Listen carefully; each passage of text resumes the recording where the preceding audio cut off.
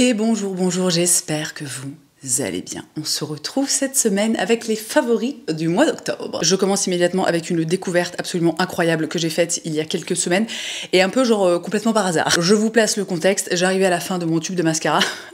Oui, alors éventuellement on aurait pu croire que c'était un truc complètement incroyable.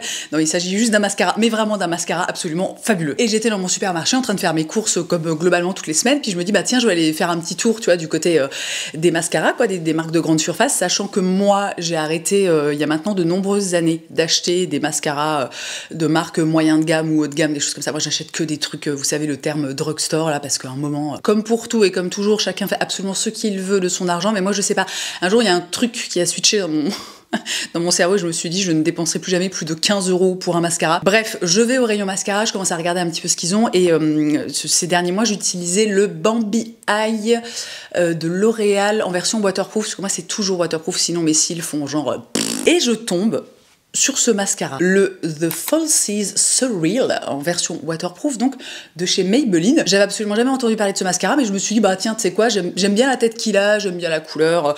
Oh bon, il a l'air sympa, puis les mascaras Maybelline, c'est vraiment, j'ai très rarement été déçue, donc je me dis bah je l'achète. C'est beaucoup de blabla quand même, juste pour dire que ce mascara est incroyable. Je vous insère des images, regardez-moi ce rendu. Alors moi personnellement, j'aime donc dans un premier temps que mes cils recourbés tiennent la courbure. J'aime avoir les cils assez épais, j'aime avoir les cils qui sont très longs. C'est limite si je suis pas fan en fait, vous savez, de cette espèce d'effet un peu patte d'araignée comme on dit. Et celui-ci met juste une dinguerie, c'est-à-dire qu'il coche absolument toutes les cases, il tient absolument toute la journée, il fait pas de miettes ou de, vous savez, de transfert, que ce soit sur voilà, en dessous des sourcils, ou parfois ça peut arriver un petit peu sur le contour des yeux, au niveau des cernes, que le mascara transfère un petit peu. Enfin bref, il est juste dinguissime, je suis absolument ravie. Donc eh bien je vous donne le truc. Alors je ne sais plus combien je l'ai payé dans mon supermarché, j'ai pas forcément fait très attention, mais c'était genre maximum 15 €. Il est sans aucun doute disponible en ligne.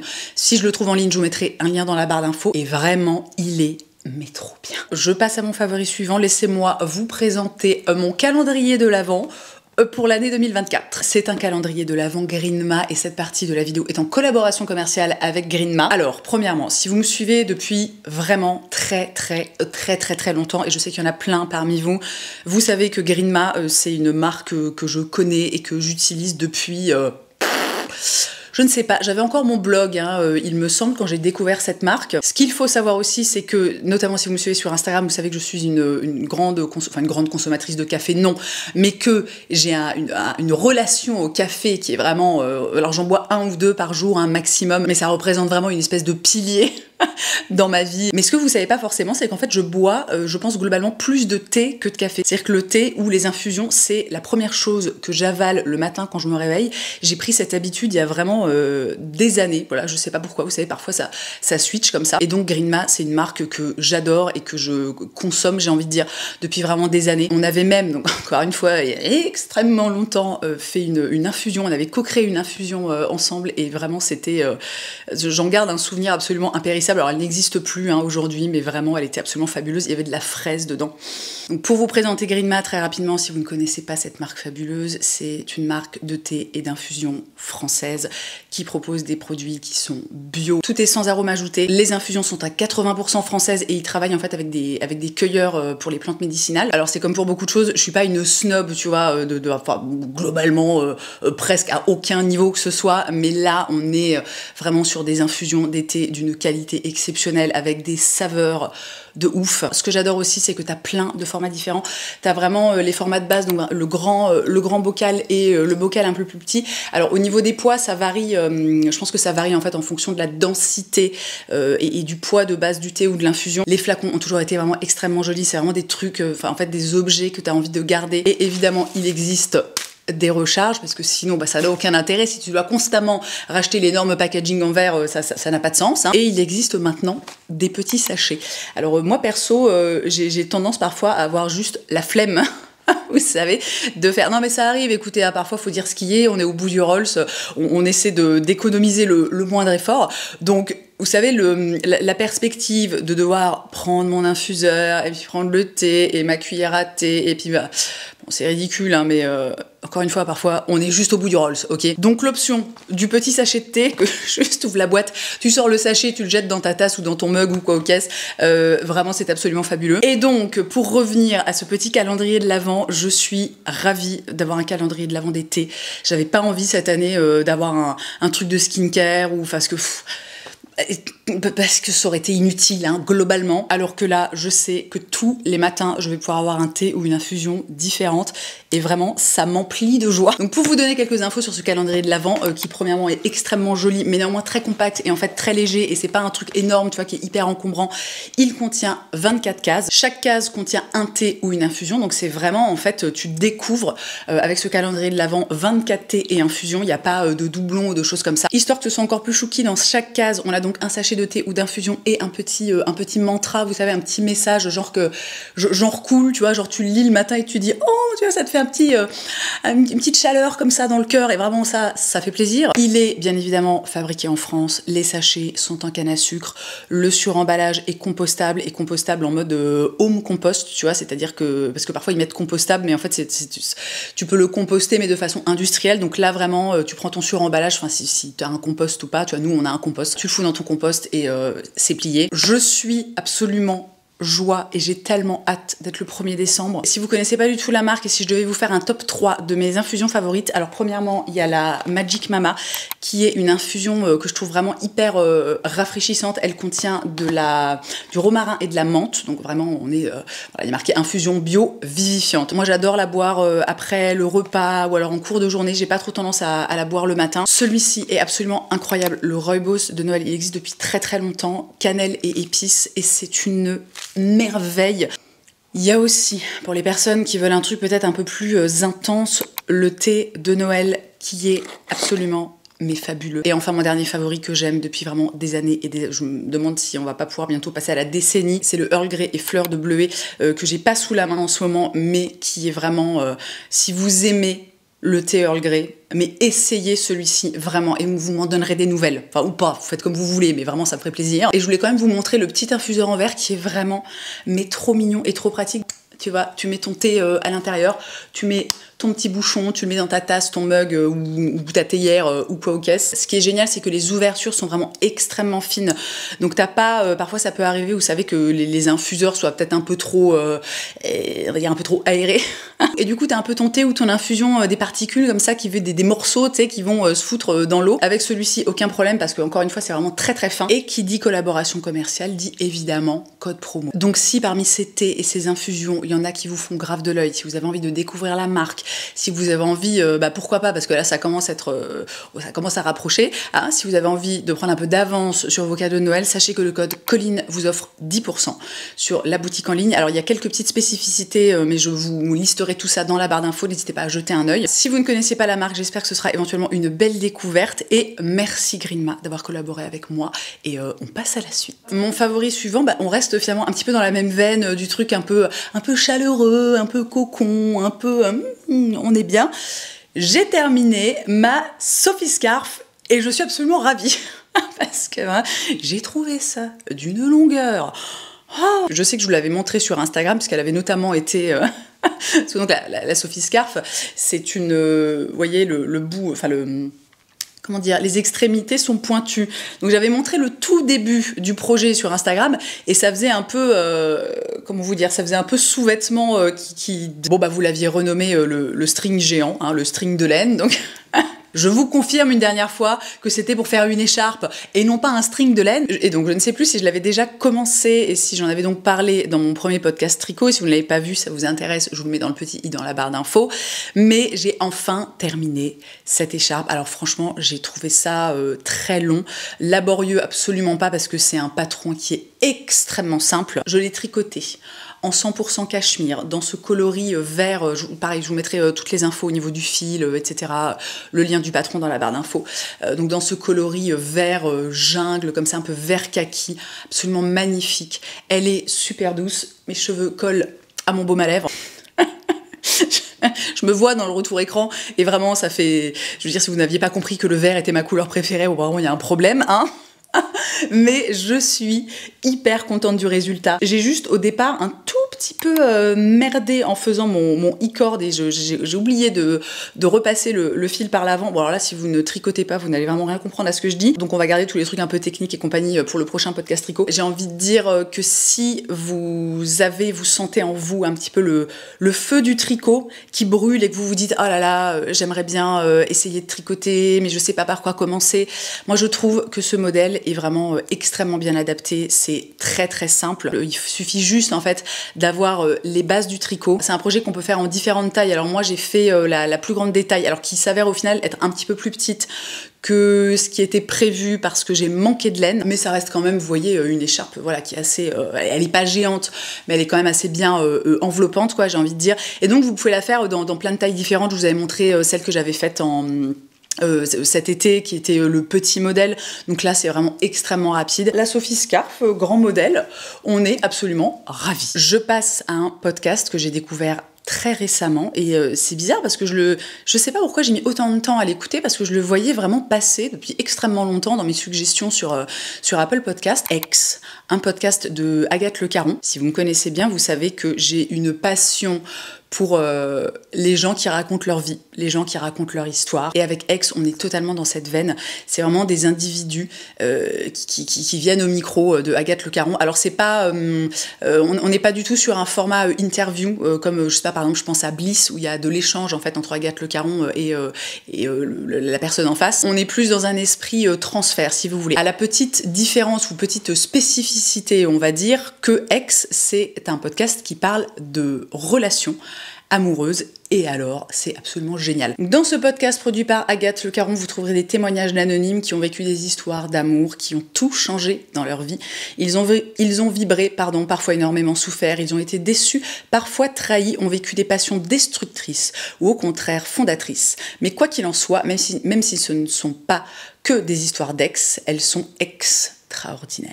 Quand, comme moi, on est amoureuse de l'amour, mais c'est un pur bonheur. Je l'ai découvert il y a pas très longtemps, donc j'ai pas encore écouté 1000 épisodes. Alors c'est pas forcément toujours heureux, vous voyez, on n'est pas dans un truc et justement je trouve que c'est bien, on n'est pas dans un film Disney des années 80, on va dire ça comme ça. Donc c'est très réaliste, parfois c'est très brut, et puis parfois aussi c'est juste des histoires qui sont sublimes, magnifiques, merveilleuses, tout ce que tu veux. Je trouve que c'est super agréable à écouter. Moi encore une fois, j'adore écouter les gens parler de leur vie. Je ne sais pas pourquoi, mais vraiment c'est une passion dans ma vie. Donc si vous êtes un peu comme moi, je vous conseille vraiment vivement de jeter une oreille à ce podcast qui est, comme d'habitude, disponible sur globalement toutes les bonnes plateformes d'écoute de podcast. Je passe à quelque chose que je porte sur moi. Il s'agit évidemment de ce collier merveilleux. Alors dont je ne vous ai pas encore parlé, puisque au moment où je tourne cette vidéo, j'ai déjà tourné une vidéo haul de ce que j'ai ramené des États-Unis, mais vous la verrez si tout va bien la semaine prochaine. Ça fera peut-être un petit peu redondant, mais alors vraiment ce collier, je crois qu'il n'y a pas un jour depuis que je l'ai acheté où je ne l'ai pas porté. Je l'adore, il est sublime. C'est un collier Claire V que j'ai donc acheté à la boutique Claire V de New York, qui se trouve, c'est genre un peu quartier Sceaux, dans ce genre-là, quoi. Bon, alors après, en même temps, je sais que la plupart d'entre vous sont quand même en France ou en Belgique ou des choses comme ça, mais si jamais, juste pour le plaisir, c'est une boutique qui est super agréable parce que, alors c'est une petite boutique et à la base Claire V, c'est une créatrice qui fait principalement des sacs, en fait, de la maroquinerie. Donc des sacs, des porte-cartes, des trucs pour protéger les passeports, etc. Mais depuis quelques années maintenant, elle fait aussi des bijoux. Et alors, moi, je suis fan de ces bijoux. Bon, c'est ce que je vous dis dans ma vidéo haul. Ça va faire... bon, ce sera redondant, mais c'est pas grave. Ma bague rayée, noire et blanche, vous me demandez très très souvent d'où elle vient. Eh ben, elle vient de chez Claire V. Alors par contre, je l'ai achetée il y a 2 ans, je crois. Il y a 2 ou 3 ans, quand on était à Los Angeles. Et alors... ce collier. Je vous insère des images pour que vous puissiez bien voir les détails. Je crois que je n'ai jamais rien vu d'aussi beau de toute ma vie. Entre toutes les couleurs, les formes de perles, les petits détails. Genre moi je suis ultra fan du petit poisson là qui est en plein milieu, les différentes textures et en fait jusqu'au fermoir, les petits détails sur le fermoir, mais c'est absolument magnifique. Il m'a coûté un rein. Bon, Voilà, écoutez, toujours pareil, hein, on va le redire, chacun fait ce qu'il veut de son argent, mais je ne regrette pas une seule seconde. Franchement, en fait, ce collier fait tout. Il réunit, alors pas forcément tout ce que j'aime dans un bijou, parce que moi parfois j'aime aussi les bijoux qui sont extrêmement simples et qui sont beaucoup plus discrets, mais j'ai du mal à expliquer mon amour pour ce collier. Et en même temps, est-ce que j'ai vraiment besoin d'argumenter? Je ne suis pas certaine. Alors c'est sûr que ce sera pas forcément du goût de tout le monde, hein. Il y a des gens qui aiment quand même les choses extrêmement minimalistes, discrètes, etc. Là, c'est pas du tout le cas. Là, si tu veux être discret, si tu cherches un collier discret, c'est pas celui-là. Je ne sais pas du tout s'il est disponible en ligne ou si on peut commander sur la boutique en ligne de Claire V, mais j'irai jeter un œil si c'est possible. Si vous intéresse, si c'est dans votre budget, bon bah dans tous les cas, hein, je propose, vous disposez, je vous mets un lien dans la barre d'infos, mais je pense que je vais avoir beaucoup de mal ces prochaines semaines, voire ces prochains mois, voire ces prochaines années, hein, à apporter autre chose, parce que ah non mais je vous jure, j'en peux plus. Vraiment, à chaque fois que je le regarde, je suis là. Un autre favori beauté, et cette fois-ci il s'agit de skincare. J'ai découvert le masque Jet Lag de Summer Fridays. Donc ça c'est pareil, je vous le présenterai aussi la semaine prochaine dans mon haul, où vous m'entendrez aussi dire que j'ai craqué sur un petit travel kit Summer Fridays avec plein de petites miniatures, de trucs que j'avais trop envie de tester depuis trop longtemps. Alors globalement, tous les produits de ce travel kit sont hyper cool, mais alors ce masque, je ne sais pas pourquoi je ne me suis pas lancée avant, parce que moi je suis une grande fan de Summer Fridays depuis plusieurs années maintenant. Ma crème, aussi bien de celle que je porte en été, enfin printemps, été, début d'automne, que au cœur de l'hiver, mais ces deux crèmes chez moi sont des Summer Fridays et je les adore. J'ai toujours entendu énormément de bien à propos de ce masque et vraiment il est incroyable. Je vais vous lire ce qu'ils écrivent au dos. Votre peau est-elle agressée, fatiguée, déshydratée? Je sais pas pourquoi je fais comme ça, pardon. C'était gênant. Notre formule sans parfum, à base de niacinamide, glycérine, acide hyaluronique et antioxydants, nourrit, hydrate et apaise la peau sèche pour une peau régénérée, éclatante et prête à tout. Oh là là, alors vraiment...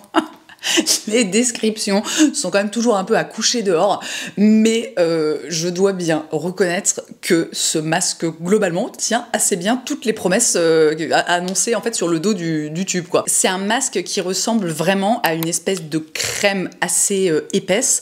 Il faut l'appliquer en couche assez fine, et le principe, c'est que tu le laisses poser un certain temps, donc eux, ils conseillent 10 minutes minimum, mais après, tu peux le laisser, voilà, tu peux même faire un overnight mask, c'est-à-dire que t'en mets voilà, le soir avant d'aller te coucher, donc en couche vraiment pas trop épaisse, histoire de pas en étaler partout, et tu passes la nuit en fait avec le masque. Mais pour la journée, moi je l'ai déjà utilisé 2-3 fois depuis que je suis rentrée, notamment parce que j'avais la peau extrêmement déshydratée. Donc ce que j'ai fait, c'est que sur peau propre, j'en mettais une couche, encore une fois, assez fine, mais pas trop, tu vois, il faut quand même, moi j'aime bien en fait que le truc se voit quand même un petit peu sur la peau. Ensuite, je laissais poser le temps que j'avais devant moi, parfois c'était voilà, 10 minutes, parfois j'allais jusqu'à 30 minutes, enfin ça dépendait un petit peu des jours. Et c'est un masque qui, alors, enfin, on fait comme on veut, mais que tout du moins moi, je ne rince pas. Ce que je fais, c'est que je prends un petit, soit un petit gant de toilette, soit ces espèces, vous savez, de petits carrés là, de coton, de petits langes que moi perso j'utilise parfois pour me démaquiller, pour enlever l'excédent, et ça te laisse une peau, mais mon Dieu, je ne sais pas si j'ai déjà vu ma peau aussi belle de toute ma vie, parce que vraiment, je sais pas comment expliquer. Alors, vous savez sûrement que moi je suis une grande fan des sheet masks, ceux de... Mon chien qui gratte à la porte, attendez, je vais aller lui ouvrir. Excusez-moi. Donc, les sheet masks de chez Mediheal, les NMF Aquaring. Et je dis toujours, ces sheet masks, sur moi, sont vraiment globalement les trucs les plus efficaces que je connaisse. Et alors, je trouve que si on devait faire une comparaison entre donc ces sheet masks et le Jet Lag masque de Summer Fridays, je trouve que le rendu est un peu différent, parce que le Mediheal, alors on est vraiment sur un sérum qui est très très aqueux. Je trouve qu'il y a un truc vraiment d'hydratation très profond, mais uniquement d'hydratation. Et à chaque fois que je fais ce sheet mask, moi je mets toujours en fait le reste de mes soins habituels quoi par-dessus, donc pour vraiment avoir une hydratation plus. Alors qu'avec celui-ci, en fait, une fois que tu as enlevé l'excédent, ça te laisse alors la peau qui est super bien hydratée, mais qui est aussi un petit peu en fait nourrie. Il a ce côté un peu riche, mais pas riche, tu sais, en mode gras, désagréable ou je sais pas quoi. Vraiment, quand t'enlèves l'excédent, ça te laisse la peau mais alors déjà magnifique, genre ultra lumineuse, repulpée, enfin genre vraiment incroyable, d'un confort absolument mais fabuleux. Et en fait, moi je mets rien d'autre sur mon visage ensuite. Enfin si, je mets juste mon contour des yeux, mais parce que j'ai le contour des yeux qui est particulièrement sec, déshydraté, etc. Mais sinon, en fait, ça fait vraiment limite le produit, tu sais, c'est tout en un, quoi. Alors comme dit, c'est un masque qui est vraiment à destination des peaux déshydratées et sèches.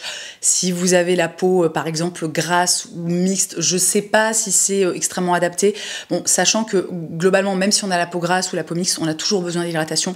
Mais là, c'est vrai que comme il a un côté un petit peu, je vous dis, un peu nourrissant, mais sans être méga gras non plus, je suis pas certaine. Bon, énorme coup de cœur pour ce truc. Là, je vais déjà l'utiliser un petit peu, mais c'est sûr et certain que je vais commander le grand format. Je vous en ai parlé dans ma dernière vidéo mode, mais je suis obligée de la mettre dans mes favoris.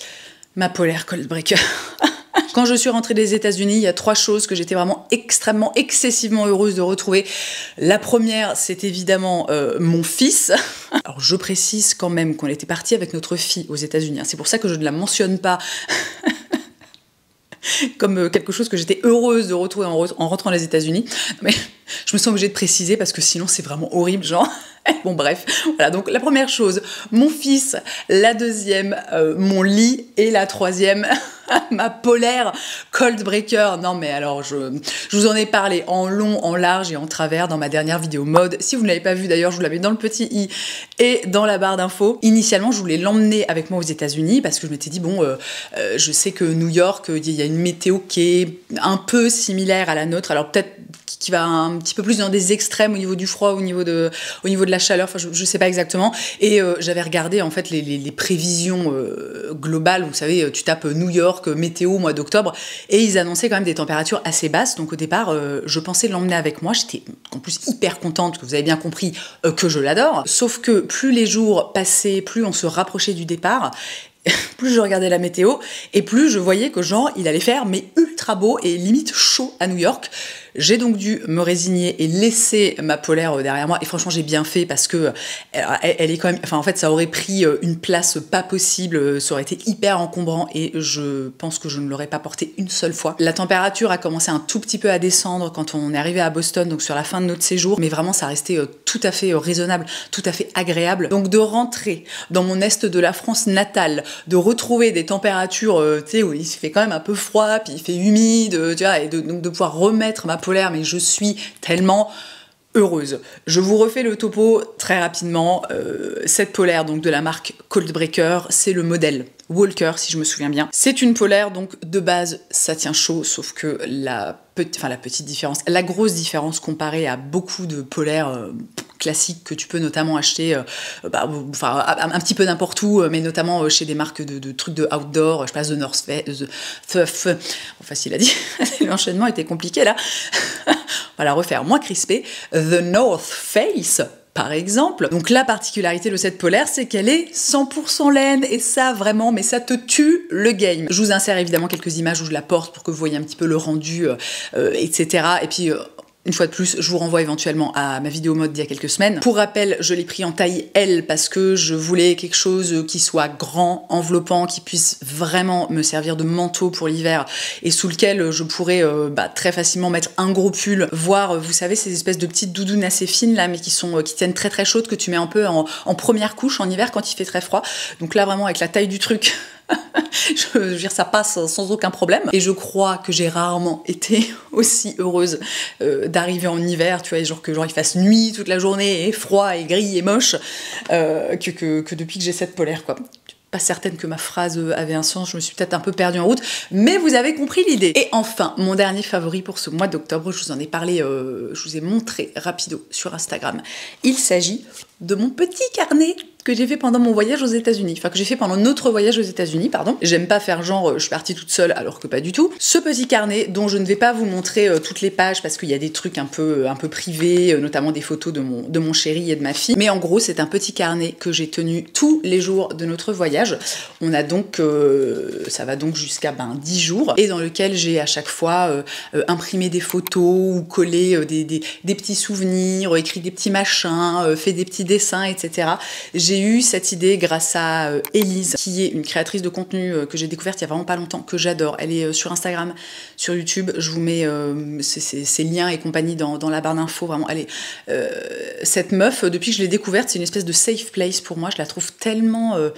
je sais pas, douce, apaisante, cool, et chill, tu vois, je suis fan de cet être humain. Et donc la première vidéo que je découvre, en fait, que YouTube me suggère de Élise, c'est une vidéo dans laquelle elle revient d'un voyage aux États-Unis et elle explique que quand elle part en voyage, elle part toujours avec un petit carnet, enfin je crois que le sien est peut-être un petit peu plus grand, mais en gros avec un petit carnet, et qu'elle tient une espèce de journal de bord tout au long de son voyage, et que c'est trop bien parce qu'après ça te fait un super souvenir, et que ça te permet aussi vachement bien de te rappeler de ce que tu as fait chaque jour. Là pareil, je vous mets la vidéo dans la barre d'infos si vous voulez aller jeter un œil. Et j'ai vu cette vidéo et vraiment dans ma tête, mais genre il y a toutes les ampoules, enfin toutes les ampoules, je pense que je dois en avoir 2 dans le cerveau, donc c'est pas non plus énormément, mais bref, les 2 ampoules dans mon cerveau se sont allumées et je me suis dit mais c'est trop bien. Donc je me suis empressée d'acheter un petit carnet, j'ai aussi commandé pas mal de petits stickers. Je suis partie avec une petite trousse dans laquelle j'avais un stylo bic, quelques crayons de couleur, j'avais de la colle. Qu'est-ce que j'avais d'autre? Oui, j'avais quelques feutres aussi. Et tous les jours, à la fin de la journée, je remplissais mon petit carnet, j'imprimais 1 ou 2 photos. Alors, ce que je disais sur Instagram, c'est que, vous voyez, moi j'ai imprimé en fait c'est des photos Instax, puisque j'ai une imprimante Instax. Alors c'est très cool, le rendu est hyper chouette, etc. Par contre, il faut savoir que, en fait, c'est 1 balle la photo, donc c'est hors de prix. Je suis en train de regarder, j'ai déjà fait quelques recherches, mais je me suis pas penchée non plus super sérieusement sur le sujet pour acheter en fait une imprimante photo où ça revient moins cher. Ils font des trucs maintenant où ça s'imprime un peu comme sur du papier et en même temps c'est autocollant. Alors si vous avez des suggestions pour un format, vous voyez, c'est vraiment le petit format Instax qui fait, je crois que c'est 10 par 15. Si vous avez des suggestions d'imprimante qui soient... alors, c'est pas forcément le prix de l'imprimante qui me... je peux investir, ça me pose pas forcément de problème, mais c'est après, en fait, le prix à la photo. Le prix, si vous voulez, des pellicules ou des rouleaux ou je sais pas quoi. Bref, si vous avez des suggestions... N'hésitez pas, hein, les commentaires sont ouverts, je lirai ça avec grand plaisir. Et je ne sais plus ce que je disais, mais vraiment, je suis trop contente d'avoir fait ça. Et à partir de maintenant, je vais vraiment le faire à absolument tous mes voyages. Notamment parce que, j'en parle assez souvent, mais moi, je ne me souviens de rien. Enfin, alors de rien. Je pense que je me souviens de, allez, peut-être... 10%, on va peut-être monter jusqu'à 15%, tu vois, de ma vie, j'ai vraiment des énormes trous noirs, enfin c'est terrible. Je ne sais pas d'où ça vient, je n'arrive même pas à me souvenir si j'ai toujours été comme ça ou pas, et c'est vraiment, je me souviens très peu de mon enfance, comme de mon adolescence, comme... c'est extrêmement perturbant, et en plus il faut savoir que moi je vis avec quelqu'un qui a une mémoire absolument exceptionnelle. Le mec est capable de me dire, quand on s'est rencontrés voilà, il y a 18 ans, on s'envoyait des SMS, il est capable de me dire ouais bah j'étais en train de faire ci, de faire ça, j'étais à tel endroit, j'ai mangé avec telle personne, enfin un truc de fou. Donc on a vraiment les 2 extrêmes, donc je me sens d'autant plus comme une grosse merde même si non, je dis ça évidemment en plaisantant, en fait c'est pas du tout de ma faute, je pas certaine qu'il y ait forcément quelque chose que je puisse faire à ça. Toujours est-il que en fait depuis on va dire ces derniers mois, ces dernières années, je commence vraiment à avoir une espèce d'angoisse d'oublier absolument toute ma vie et toutes les choses que j'ai pu faire, les choses que j'ai pu vivre, etc. J'ai mis quelques trucs en place. J'ai notamment, je crois que je vous en ai peut-être parlé, bon je ne sais plus où, mais j'ai une espèce d'agenda, donc c'est la 2e année où je fais ça, dont je me sers pas du tout pour noter des rendez-vous, des trucs comme ça, mais dont je me sers pour noter les choses qui se passent dans ma vie, avec pareil des petites notes ou des petits dessins. Donc ça peut être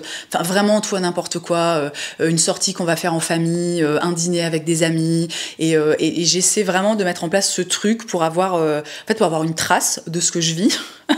C'est un peu dramatique pour une histoire, mais bon, en même temps, vraiment moi je ne sais que faire, donc j'essaie de m'adapter, tu vois, et de trouver des solutions. Et évidemment, moi je suis une grande adepte des albums photos, donc pour chaque voyage, pour chaque vacances, je fais des albums photos, mais c'est pas pareil en fait. Je trouve d'avoir un album photo, où bien sûr en revoyant les photos, tu vas te souvenir de ce qui s'est passé, que d'avoir en fait un petit carnet comme ça que tu remplis au jour le jour et où tu vas noter en fait parfois des petites anecdotes qui sur le moment en fait t'ont fait ressentir ressentir quelque chose. Moi, je me souviens notamment un truc qui m'a marqué pendant notre voyage à New York, c'est qu'à un moment, on était dans le métro, et là, il y a un jeune homme, je sais pas, peut-être une vingtaine d'années, entre 18 et 20 ans, je dirais, qui entre dans le métro avec un petit... comment ça s'appelle, pas un haut-parleur, enfin un truc qui fait de la musique, quoi, tu vois. Et je me dis, putain, qu'est-ce qu'il va faire avec son petit haut-parleur, quoi. Et le mec allume la musique, et là, il commence à danser autour de la barre du métro, donc un peu en mode pole dance, mais pas... Alors, écoutez, je pense que c'est potentiellement pas le seul à faire ça, et que même si ça se trouve, je peux le retrouver lui sur les réseaux sociaux. J'essaierai de vous mettre une vidéo peut-être un peu sur le côté pour que vous ayez une image. Mais alors, je suis restée, vous savez, je suis désolée, je m'attendais à un truc un peu naze, tu vois, le mec qui lance une espèce de vieille bande-son et puis qui chante ou je sais pas quoi, tu vois. Et en fait, je suis restée, mais complètement scotchée. Ça a duré 3 minutes et J'étais comme ça, une performance de ouf. Et donc, pour en revenir à mon petit carnet, j'ai noté en fait cette anecdote dans mon carnet, parce que je pense que typiquement, en fait, c'est le genre d'émotion, d'événement que j'aurais oublié d'ici quelques mois, voire d'ici quelques années. Bref, vous avez compris l'idée, énorme favori ce petit carnet. J'ai aussi ultra hâte de recevoir notre album photo, parce que non mais New York à photographier, c'était un véritable bonheur. Je vous le montrerai un petit peu sur Instagram si ça vous intéresse, quand je l'aurai reçu, parce que là il est en cours d'impression. Et bah écoutez, je crois que j'ai fait le tour de mes favoris du mois d'octobre. J'espère que ça vous aura plu, que vous aurez passé un bon moment, que ça vous aura permis de faire de jolies découvertes. N'oubliez pas le code promo Greenma si jamais vous avez envie de découvrir la marque, peut-être de commencer à préparer vos cadeaux de Noël. Le calendrier de l'Avent, évidemment, si vous êtes fan de thé, ou même si vous avez des fans de thé autour de vous, c'est vraiment un super cadeau à faire. Si vous avez passé un bon moment, vous connaissez la marche à suivre, n'oubliez pas de laisser un petit pouce en l'air, si le cœur vous en dit, hein, évidemment. Si vous avez envie de me voir de façon un peu plus régulière, n'hésitez pas à me retrouver sur Instagram. Et dans tous les cas, merci. Je sais pas pourquoi j'ai fait ça. Et dans tous les cas, merci d'avoir passé ce moment avec moi. Je vous souhaite une très belle journée. Je vous embrasse et je vous dis à la prochaine.